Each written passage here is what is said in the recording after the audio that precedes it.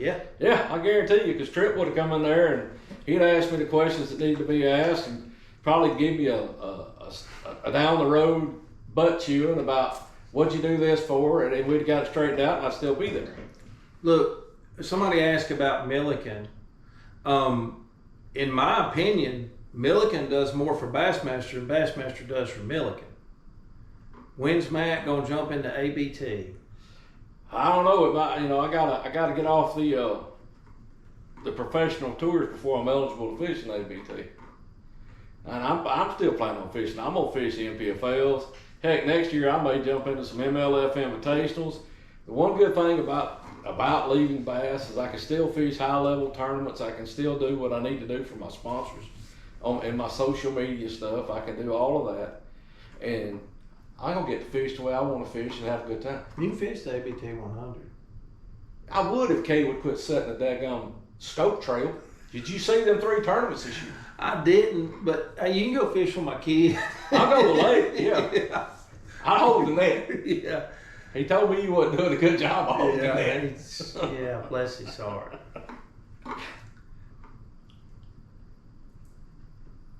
ABT, listen, ABT's great, okay? I have my issues with Kay, but CJ, I already told the story about Texas. I don't know who the guy was. I pushed the guy that I was arguing with, and somebody was holding me back. I thought he was holding me back. Then he put me in an armbar and a chokehold, so he wasn't just holding me back. Did your sponsor say anything after the DQ? No, I called all of them and told them what was going on, and I was really shocked because I figured I was supposed to get fired on the spot. But look, every sponsor I have has been with me 20 years. I mean, or long-term sponsors, and they all know me. They all know I do my job, and they said, look, we don't know what's going on. We'll figure it out. Everything's good through this year. We'll figure it out next year. I may not have one of them next year, but they were all supportive. The hardest thing I've ever done in my life, my wife backed me in Tuesday morning. I attempted to practice Monday at Okeechobee and didn't really want to be there. And Tuesday morning, when she backed me in, I started idling down Harney Pond Canal, and I looked out on Lake Okeechobee and I looked at the sun, and it was the most peaceful, calm feeling I've ever had in my life. And it was like somebody put the hand on me and said, you don't got to be here no more. And I literally pulled the bank, run the boat up on the bank with the alligators on the sandbar, and I waited till 9 o'clock Central Time or Eastern Time, and I started making phone calls, and I sat there for about an hour and a half. And when those phone calls were over, I called my wife and told her to bring the trailer back, come get me. And so she didn't know. She didn't know. And she was upset. She begged me to fish Okeechobee. And I told her, I said, I'll fish Okeechobee. I said, you gonna pay them $2,500 for something I didn't do? Because they want $2,500 before I fish Okeechobee. I had to pay my fine. And she said, well, you at least need to go across that stage one more time. And I said, you don't want me to go across the stage one more time. They didn't want you to go across the stage one more time. No, I know me. I'd probably took the microphone away from somebody beat him in the head with it. So no, best thing I could have done was got as far away, gathered my thoughts, calmed down, and tried to make sense of it. And I ain't made no sense of it, but I truly believe when I was 38 years old before I ever turned professional. I worked a full-time job, raised 2 kids, had a great family, my wife, I love her to death. And then I never dreamed. I was just a local stick around here that fished derbies. But that was always my dream. And I got a chance to fish FLW, and then was there 5, 6, whatever years, fished. And then I won the points in the Southern Opens and qualified for the Elite Series. And so at 38 years old, I accomplished all that. And since the day I got my chance at 38 years old to today, I truly believe, and I believe in God with all my heart. And I knew then that he had a plan for me. And I knew, like I said, the day I idled out down there on Harney Pond Canal up Okeechobee, there's a plan for whatever I'm supposed to do. And it's just like somebody told me, you don't need to be here anymore. And I'm on to the next chapter of my life. Do you have any regrets about how it ended as far as, hey, I'm done? Do you wish that you would have fished Okeechobee Do you think, is there anything you would change about that? You know, I've thought about that a million times, and you know, everybody's saying, well, you should have had your last hurrah. No. Look, I'm 62 years old, and I still got a bunch of good years left in me, but the reality is, it ain't that many years till I won't be doing this anymore. And it was getting closer, and I just didn't want to be at that organization. Let me ask you this. You just said that you were 38 years old before you went professional. In today's world, do you think you can do that? It'd be hard. And not from, there's a lot of 38-year-olds walking around here right now that are sticks. But unless you take the technology, the forward-facing sonar deal totally changed the game. When I showed up, we were fishing on natural instinct and gut, and you had to be very versed at a lot of different stuff and how to apply it on different lakes. It's literally now where these cats can take a piece of equipment and show up, and it eliminates all that learning curve. It does. It eliminates it. So, and look, these kids, the one thing they got that you can't buy or bottle is energy to burn. And they're like a dang gum sponge. They soak it up, man. So you couple that up with what the tools that are available to them, it totally changed the game. I think, you know, I watched my son, for instance, and he was brought up fishing the way we fish. He was a dirt dogger. He won a state championship in Mississippi. He got somebody else to boat captain him because he knew I'd go fish offshore. Right. And he won a high school state championship flipping and frogging, a 2-day state championship. And now he scopes. Right.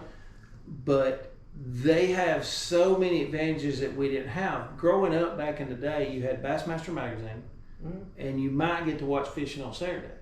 Now they have the internet at their fingertips. They have the live scope, and like you said, the energy to burn. A lot of them now go to virtual school. They fish all the time. Well, do you realize what everybody, when they look at the technologies that's changed the sport more than any, there's one thing that happened nobody wants to acknowledge. Google Earth changed the game. Yeah, and maps. Mapping, Lake Master mapping, and those kind of maps, and Google Earth totally changed the sport. You know how many times I had to go, on some of these, like the Mobile Delta or stuff like that. I'm in a plane. I had to go find somebody with a Piper Cub because there wasn't no maps. There wasn't none of that stuff to fly around. I'll tell you a story. Lake hates for me to talk about him on the internet, but I'm going to tell you a story. A month or so ago, we fished the Toyota. He fished Toyota Series. He finished 11th. He finished one spot behind Drew Gill, and let me tell you what, that was awesome. It was great to be 18 years old. And so we're fixing to leave, and he said, there's a Fisher's of Men down here tomorrow. Can I sign up for it? I said, yeah. So we go, and he signs up for it. So he gets in that day, and I got the video camera, and I'm fixing to video him taking him out of the box, and he looked at me, and he put his hand up. He said, no videos, no pictures. I said, buddy, I'm videoing that bag. He said, no, you're not. And I said, why not? Now, 18 years old now. He said, Daddy, I get to fish every day. He said, these guys go work 5 days a week. He said, it's not fair for me to come up here and be videoing and taking pictures of something I did because I get to fish every day. They don't. Right. He said, they're at a disadvantage. You know, at 18 years old, he understood those guys are out there making a living working every week.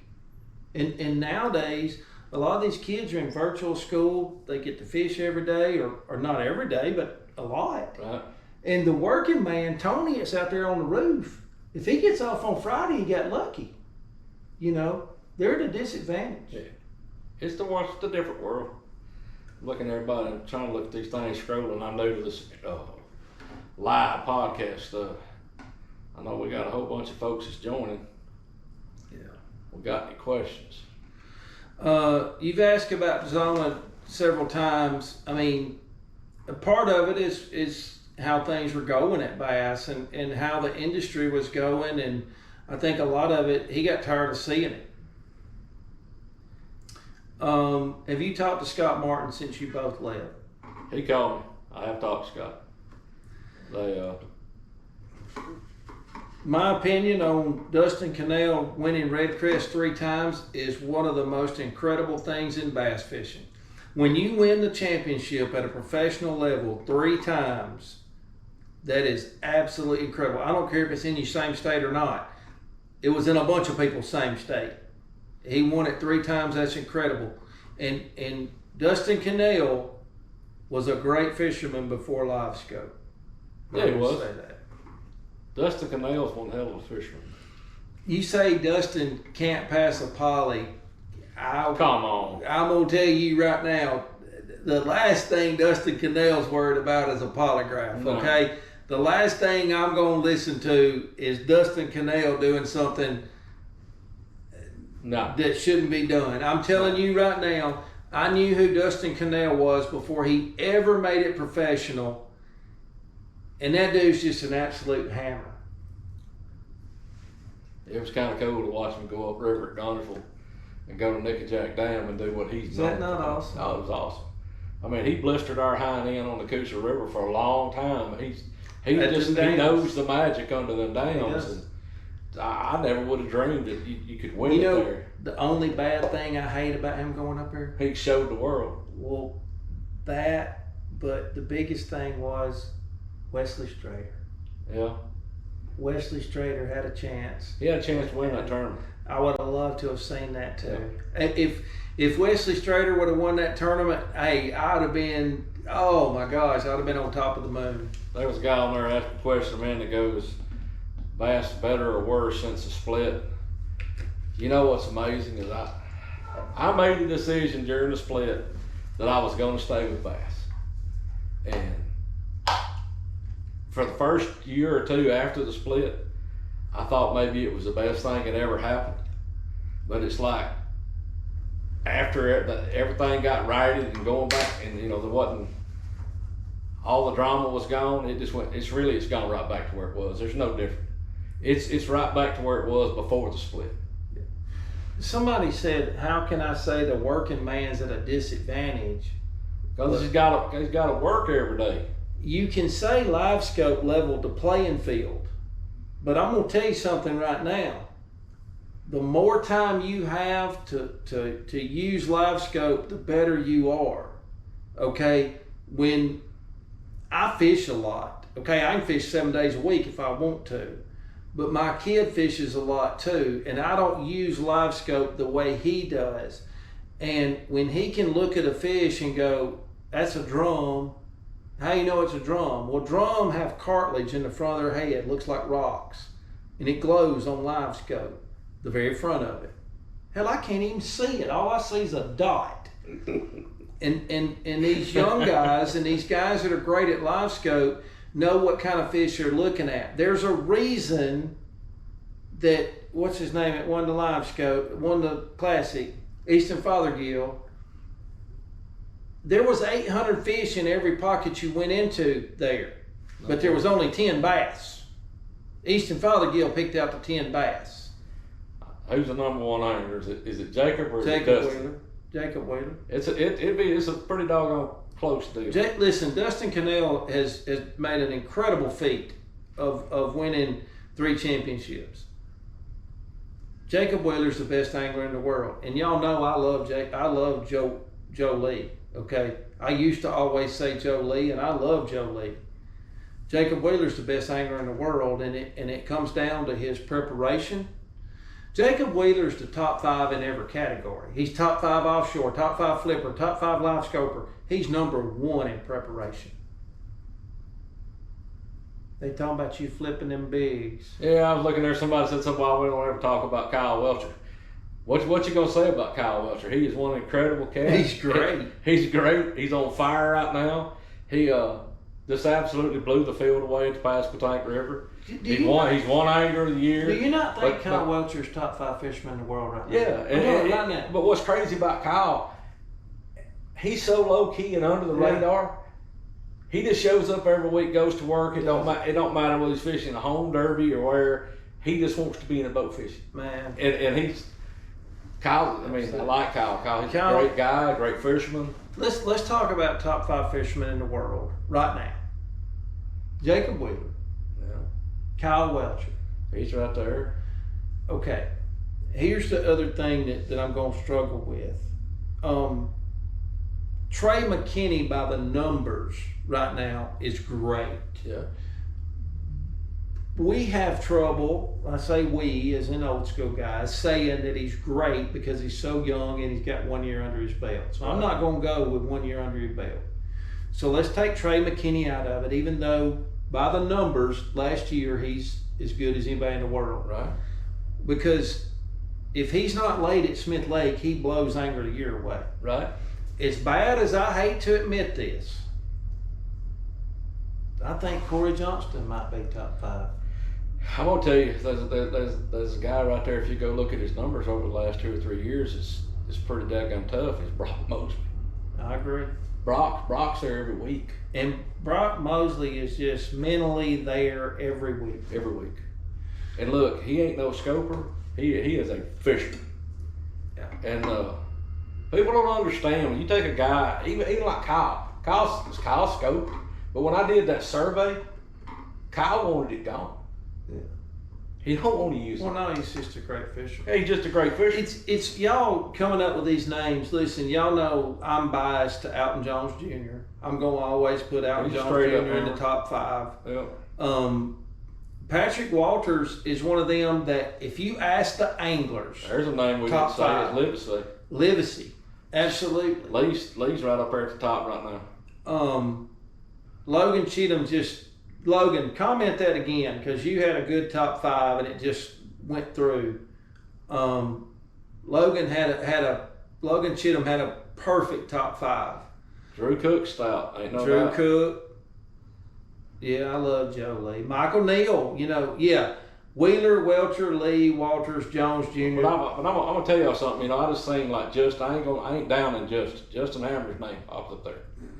But to me, my top 5 is gonna be guys that they're good at scoping, but they're good at fishing. Yeah. And Justin had to show that he's good at fishing. Wiggins popped in here, and I'm biased. I always say Wiggins, one of the top 5 or 6 in the world. Wiggins is definitely top 10. Oh yeah. If you go look at Wiggins' numbers in MLF, and Wiggins can correct me if I'm wrong, but I think he has finished in the top 6 Angler of the Year the last 3 or 4 years. Am I wrong, Wiggins?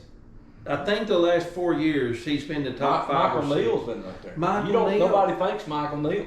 Michael Yeah, Neal's correct. a stick, man. Absolutely. Jason Christie. They ain't no. What's there to say about Jason? Yeah. Art Defoe. Art Defoe is one of the best people you'll ever meet. Great fishermen. But best people. the thing that nobody comments on here, and I tell my kid all the time,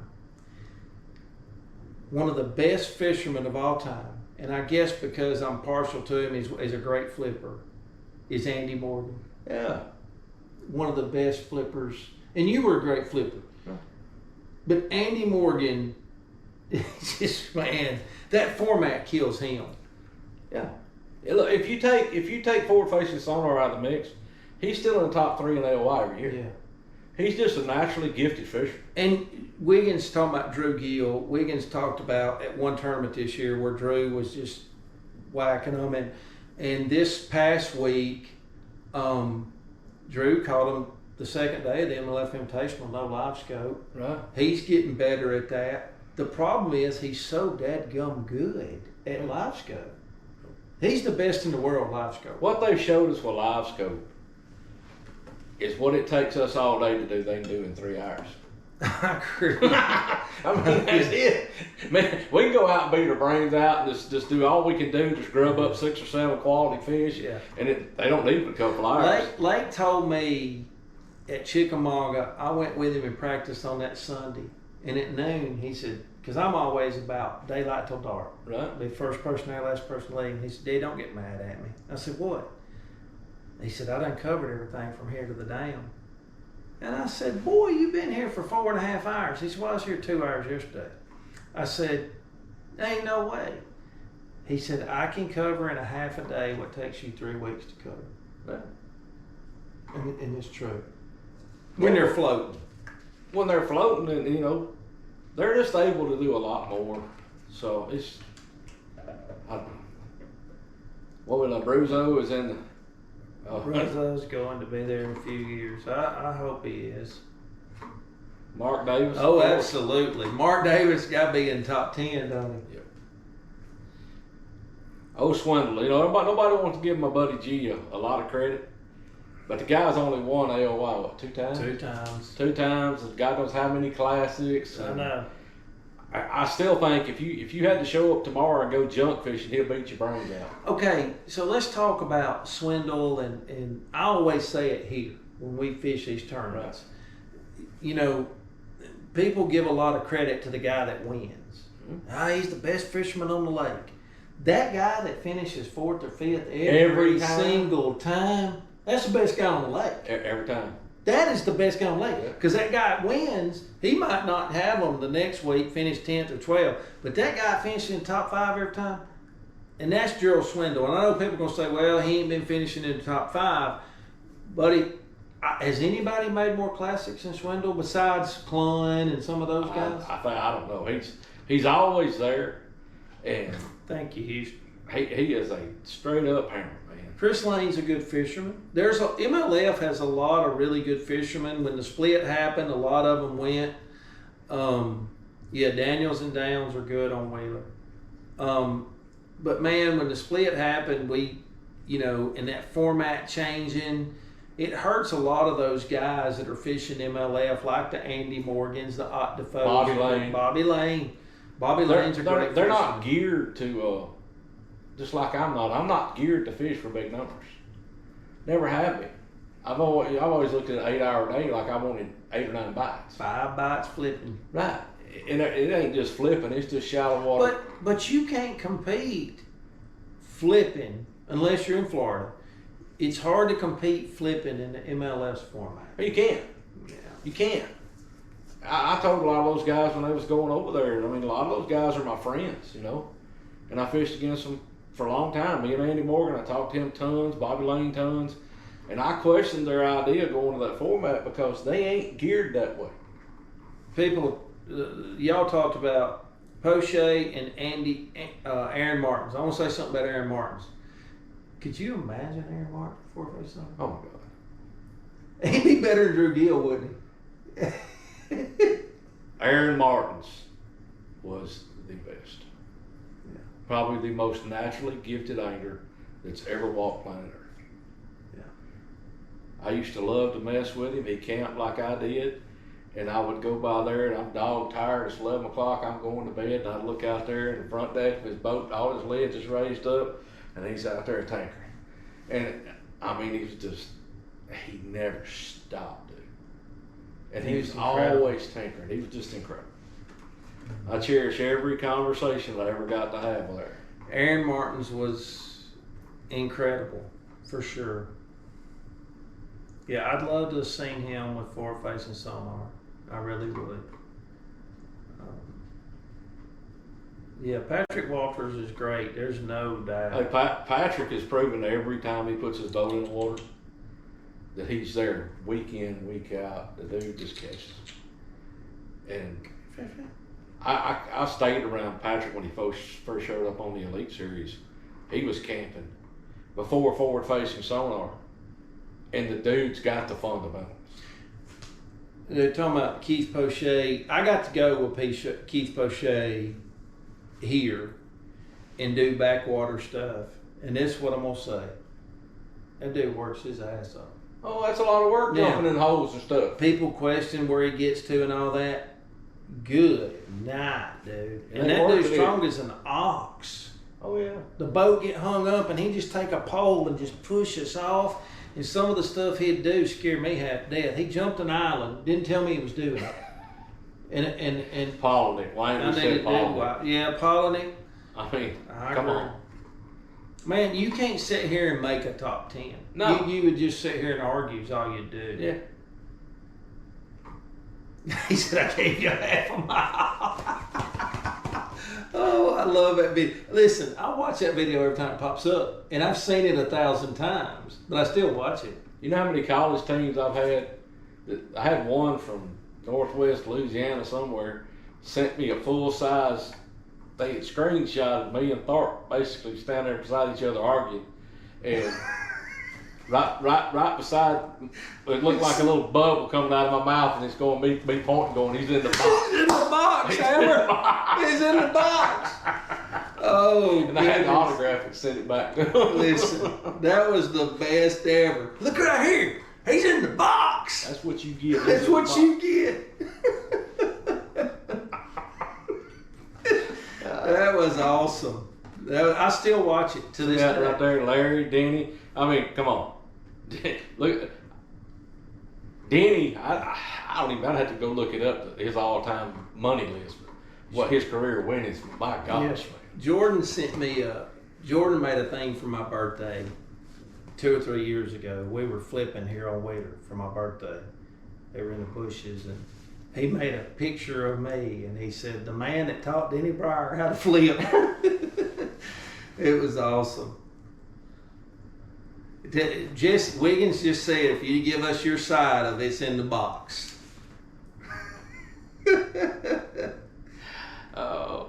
If you as Tharp ever squashed that, yeah, we actually every time we see each other we laugh about Yeah. it. It was actually here on Wheeler, right? That we come from. Was it really? Well, no, we come from Lake Norfolk and had to come straight here. And me and him met up. Yeah, we actually called. One of us called the other, whatever, on the way here. And me and Randall was talking, and he's like, "Dude, I didn't know you were fishing there, whatever." And he's kind of blow it off, and I'm like, "Look, it's all good, but you got to figure out how to fix this." I said, "Because this ain't good for me, you, nobody, our sponsors." So they did a deal right down here at the Ingalls Harbor. Me and him met up, basically shook hands and talked it out on live. Golly. Hey, but y'all was both hot that day. Well, that was two guys trying to win $100,000. Yeah. And it just, people act like we all live in this fantasy world where everybody's got to kiss and make nice. No, if you're competing, if you ain't got that mean streak in you, you just ain't competing. You told your cameraman, sit down, watch this. Oh, I've watched it 1,000 times. I love Brandon Cobb. Listen, y'all talk about Roland Martin. I got to tell you a story. I got to take Roland Martin back in earlier in the year, or last year in the fall is when it was. We went to Wilson smallmouth fishing. I didn't bring any cameras. I didn't record anything out of respect. Right. He had his cameraman. You don't do that. Right.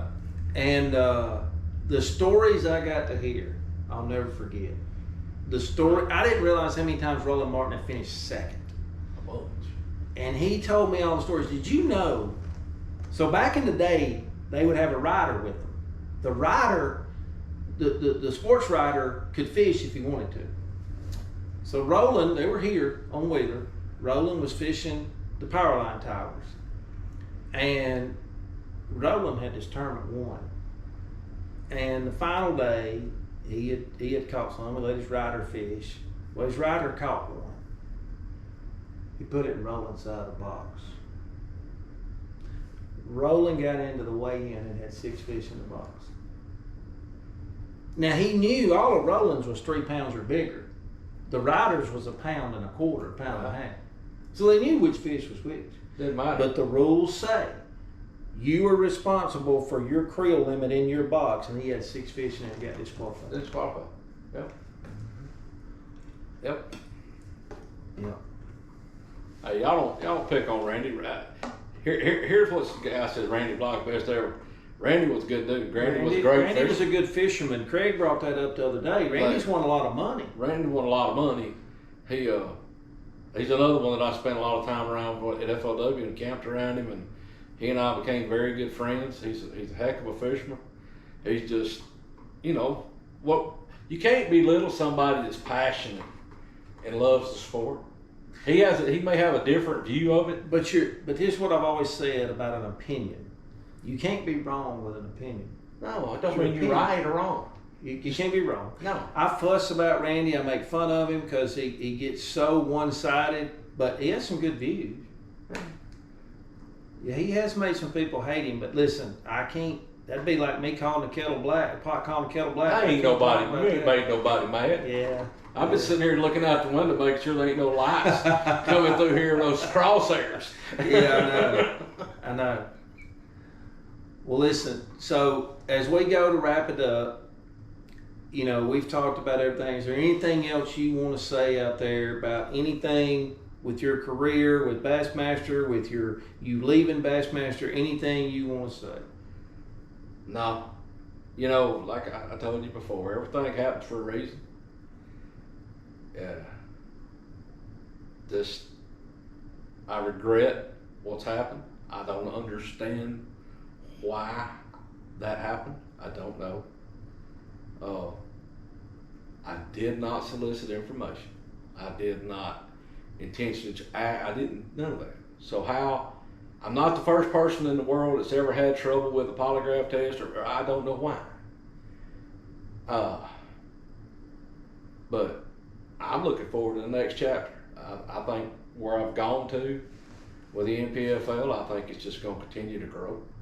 I think they got a ton of positive momentum, and there's no negativity there. It's like everybody there. It's like Bass after the split.